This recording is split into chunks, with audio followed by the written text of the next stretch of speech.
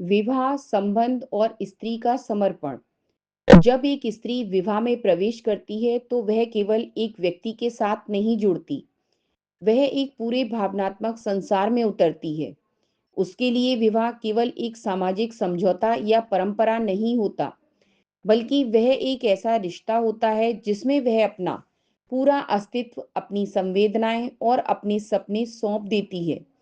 यह अध्याय उसी समर्पण की गहराइयों में प्रवेश करता है, उस स्त्री की भावनात्मक यात्रा में जो हर दिन रिश्ते को सींचती है, संवारती है और उसे जीवित बनाए रखती है।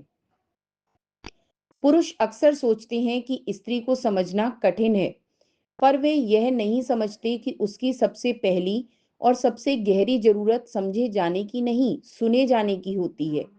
वह चाहती है कि कोई बिना टोके, बिना राय दिए बस उसकी बातों को महसूस करे।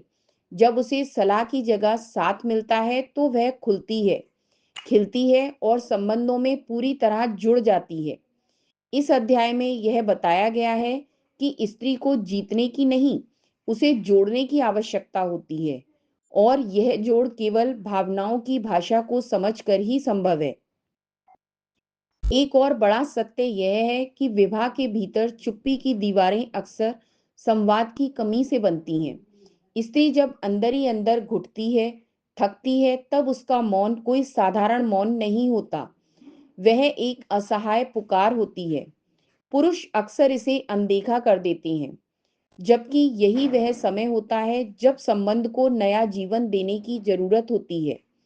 यह अध्याय यह भी बताता है कि कैसे विवाह में संवाद को पुनर्जीवित किया जाए, कैसे छोटे प्रयासों से रिश्ते में फिर से सांस भरी जाए और कैसे प्रेम को फिर से जागृत किया जाए।